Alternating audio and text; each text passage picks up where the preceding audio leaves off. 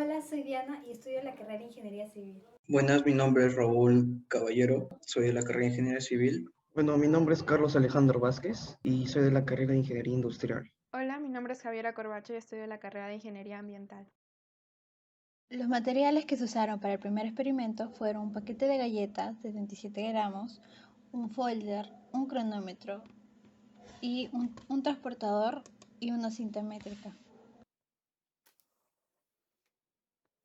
Se realizaron las mediciones por cada lado, entonces se obtuvo como resultado la incertidumbre del lado 1, 12,2 centímetros más 0,15 centímetros y la incertidumbre del lado 2, 31,9 centímetros más 0,22 centímetros con una precisión de 0,1 centímetros.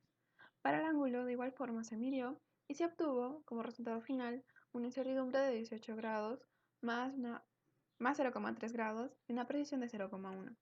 Continuamos con la tabla de mediciones. De igual forma, se realizaron las diferentes mediciones por cada lado y se obtuvo como resultado final del lado 1, 13 más 0,1 centímetros y del lado 2, 33,3 más 0,1 centímetros con una precisión de 0,1 centímetros. El tiempo se obtuvo 0 horas, 0 minutos, 2,12 segundos más 0,01 y una precisión de 0 horas, 0 minutos, 0,01 segundos.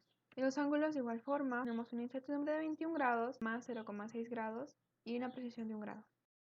Para el experimento 2 usamos los mismos materiales: el paquete de galletas, el folder y el cronómetro. Los instrumentos que cambiamos fue para medir el ángulo y los catetos.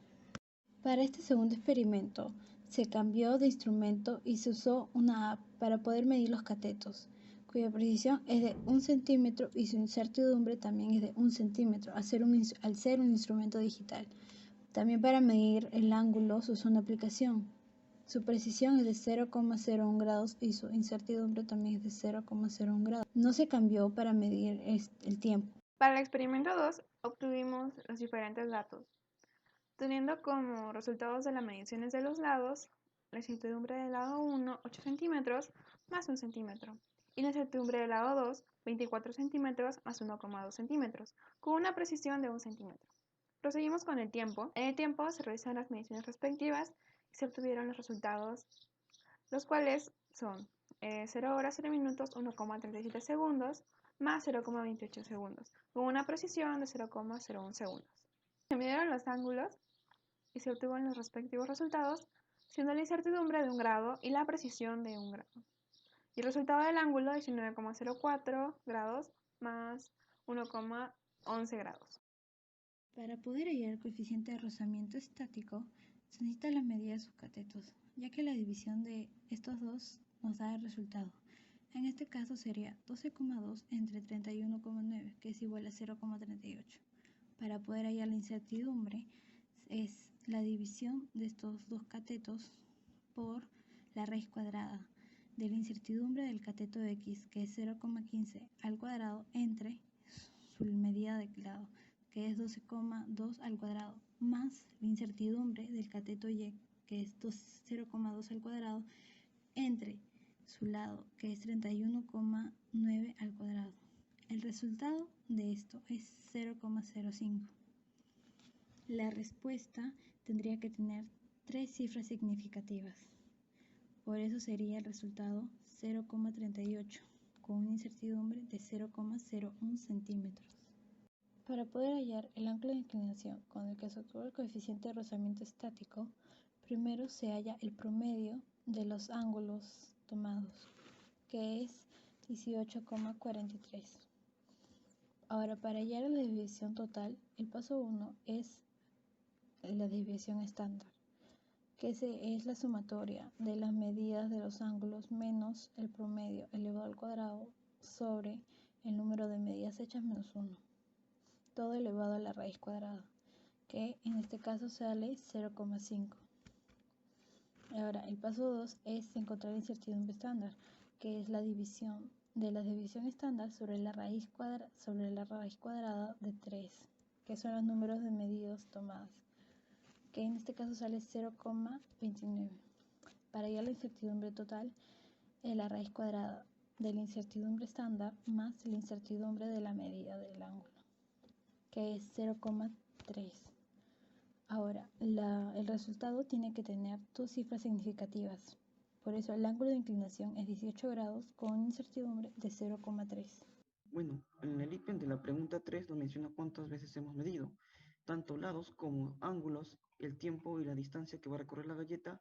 Hemos realizado 3 medidas y hemos determinado su incertidumbre y su precisión de los ángulos, del tiempo y de la distancia que va a recorrer la galleta. En primer lugar, para hallar el coeficiente de rozamiento cinético, primero hacemos un esboce de nuestro experimento, donde vamos a descomponer las fuerzas del peso y vamos a colocar la fuerza de fricción. Para ello vamos a utilizar la siguiente fórmula, que va a ser sumatoria de fuerzas, donde nos va a quedar la siguiente ecuación para determinar el coeficiente de rozamiento cinético. Como tenemos de dato el seno, el coseno, el peso y la masa, y queremos saber el coeficiente de rozamiento cinético, nos faltaría determinar la aceleración, y para ello utilizamos la siguiente fórmula. Como parte del reposo, su velocidad inicial va a ser 0, y va a quedar que la longitud que va a recorrer la galleta va a ser un medio por la aceleración por el tiempo al cuadrado, cada respectiva con su incertidumbre. Pasamos a la izquierda, a la derecha, y nos va a quedar la siguiente ecuación para determinar la aceleración. Reemplazamos los valores de la ecuación de que hemos hallado la primera parte, y nos va a quedar la siguiente ecuación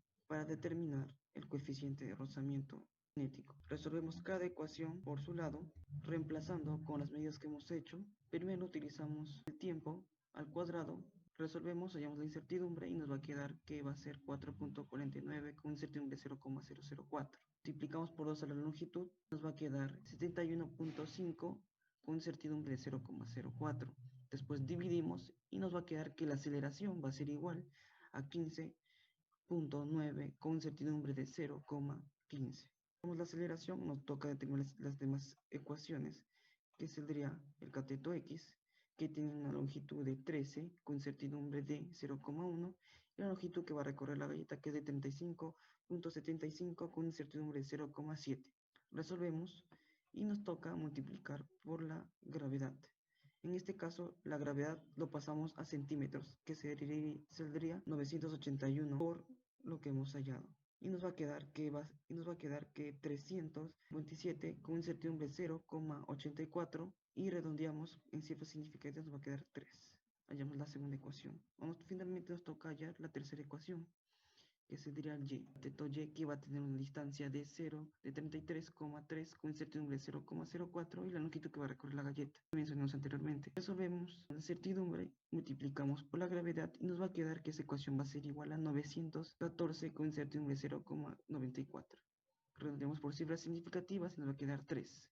Después reemplazamos por la ecuación los datos, hallamos la resta, después la división, cada uno con su incertidumbre aparte. Resolvemos y nos va a quedar que el coeficiente de rozamiento cinético saldría 0,377, incertidumbre de 0,003. Anteriormente en la pregunta 3 calculamos diferentes valores, por lo tanto, para hallar la incertidumbre del valor del coeficiente de rozamiento cinético, reemplazamos en la fórmula para poder obtenerlo, y como pueden apreciar acá abajo en esta flecha, sería 0,003. Para poder responder la pregunta 5 del cuestionario 1, consideramos que realizar 5 pruebas con un recorrido en la superficie rugosa de 30 centímetros es lo más óptimo, ya que a mayor cantidad de repeticiones se pueden filtrar los diferentes errores que se pueden cometer a la hora de tomar las medidas, ya que pueden ocurrir ciertos factores que puedan alterar estos resultados. Bueno, ahora nos toca explicar sobre el cuestionario número 2. La pregunta 1. ¿Qué cambio notaste y qué fue más fácil o qué fue más difícil?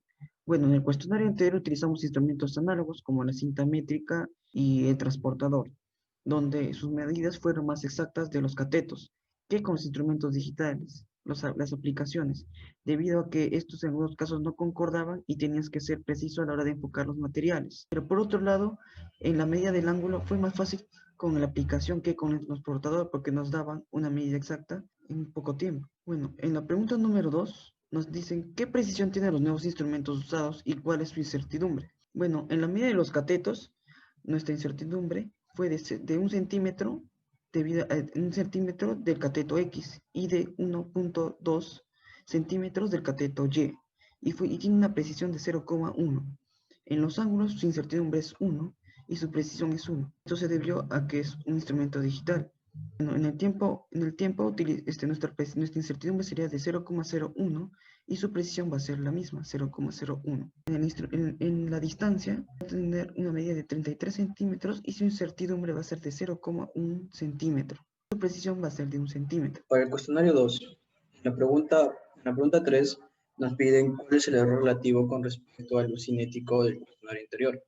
Para esto necesitamos la incertidumbre, y la incertidumbre es 0,37 más 0,03. Entonces, para hallar el error relativo, se nos realiza la división de 0,03 sobre 0,37 y lo vamos a expresar de una forma porcentual, entonces se multiplicaría por 100 y nos daría un valor de 0,812 de error relativo de forma porcentual. Para la pregunta 4, ¿de qué depende el luz cinético, el valor de luz cinético? ¿Qué otras propiedades o factores involucran y cómo? Bueno, depende del peso, de la aceleración, del objeto y del ángulo de inclinación de la rampa. Utilizaremos propiedades cinemática y dinámica. En la pregunta 5 nos preguntan, la fricción siempre realiza un trabajo negativo y mencionar 3 ejemplos que demuestran lo contrario. Trabajo negativo. La fuerza de rozamiento es una fuerza que se opone siempre al movimiento, por lo tanto siempre formará un ángulo de 180 grados con el rozamiento. El trabajo de la fuerza de rozamiento siempre es negativo, por el que el rozamiento siempre hace que el cuerpo gaste energía cuando se desplaza. Vamos a mencionar 3 ejemplos que demuestran lo contrario. Cuando hay un movimiento de dos cuerpos, cuerpo 1 encima del cuerpo 2, por una fuerza aplicada sobre el cuerpo 2, se va a generar una fuerza de fricción positiva entre el cuerpo 1 y el cuerpo 2. Las ruedas de un auto que se va moviendo sobre el pavimento, intencionando altamente para proporcionar al conductor un mayor control sobre el vehículo. El diseño de toda clase de vehículos, ya sea submarinos, barcos, todos los que se desplacen sobre el agua.